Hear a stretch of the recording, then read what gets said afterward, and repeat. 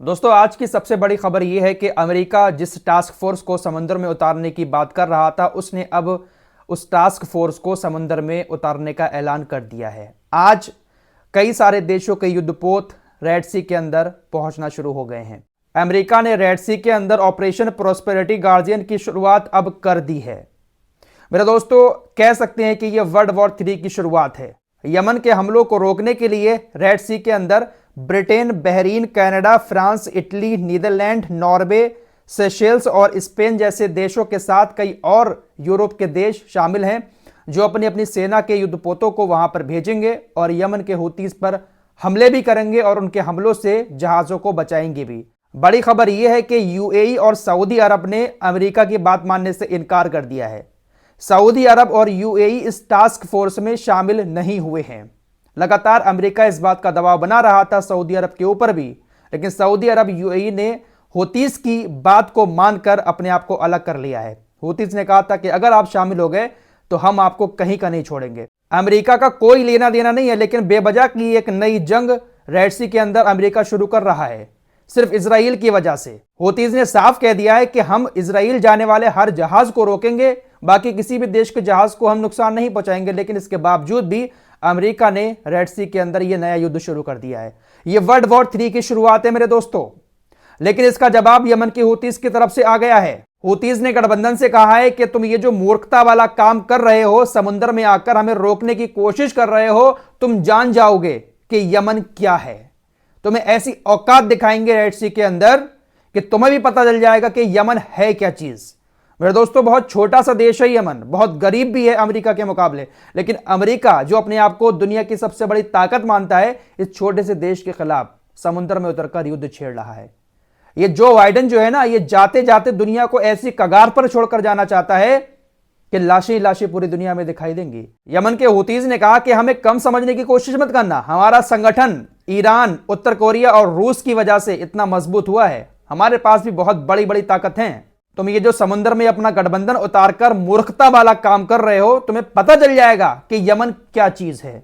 दोस्तों, यमन की हुतीस की बात करें तो इनके पास ऐसी एंटी शिप बैलिस्टिक मिसाइल हैं जो 300 किलोमीटर की रेंज में किसी भी जहाज को तहस नहस कर सकती हैं, 300 किलोमीटर दूर तक मार कर सकती हैं। तो ये जो युद्धपोत आ रहे हैं ना दूसरे देशों के, इनको भी औकात पता चल जाएगी। समुद्र में उतर कर तो देखें, यमन के पास ऐसी मिसाइल है एंटी शिप बैलिस्टिक जो 300 किलोमीटर की रेंज तक कहीं पर भी टारगेट कर सकती है। अभी हाल ही में इस एंटी शिप बैलिस्टिक मिसाइल का यमन के हुतीज ने सफल परीक्षण भी किया है।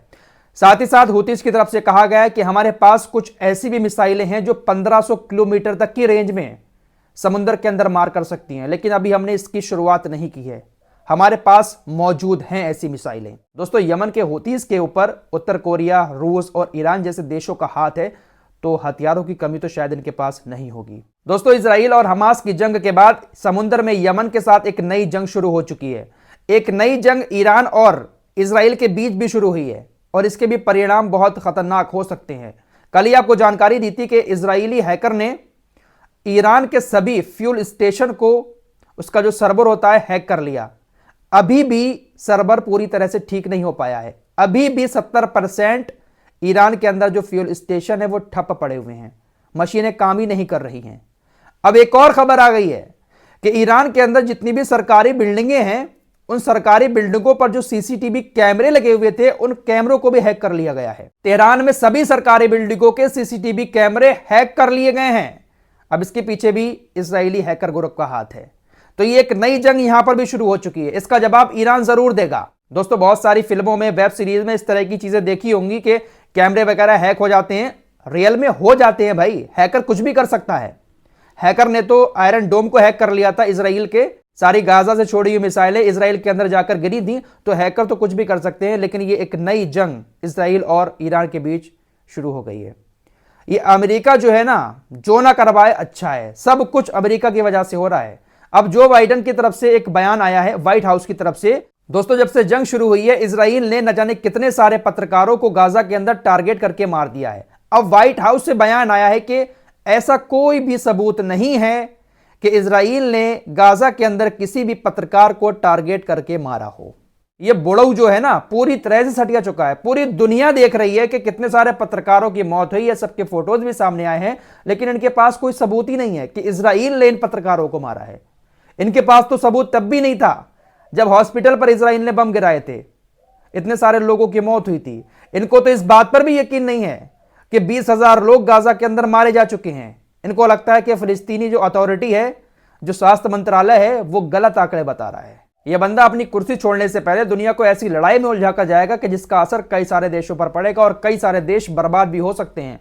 यमन के हूतीज ने साफ कह दिया कि आप आओ समुद्र में और फिर आपको बताएंगे कि यमन क्या चीज है। मेरे दोस्तों, अगर लाल सागर में यमन से पंगा ले रहे हैं ये लोग, तो इसका असर पूरी दुनिया की अर्थव्यवस्था पर पड़ सकता है। अभी इतने दिन में ही यूरोप के कई देशों को करोड़ों डॉलर का नुकसान हो चुका है। कितनी सारी शिपिंग कंपनियों ने अपने जहाजों को बंद कर लिया है। अर्थव्यवस्था चरमरा चुकी है।